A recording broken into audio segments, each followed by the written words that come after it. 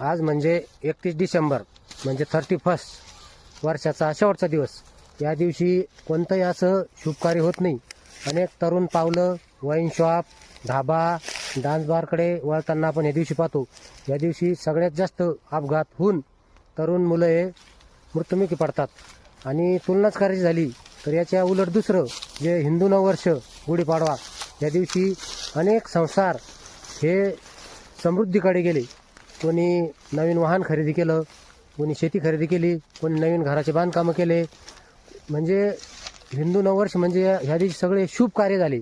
आणि जे इंग्रजी नववर्ष या दिवशी सर्व हे अशुभ कार्य झाले.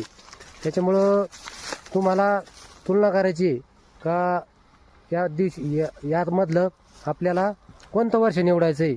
आपण इंग्रजी नववर्ष साजरं करायचं का हिंदू नववर्ष साजरं करायचं. कारण की इंग्रजी नववर्ष हे सगळं अशुभ कार्यासाठी मानलं जातं आणि हिंदू नववर्ष हे सगळं शुभ कार्यासाठी मानलं जातं.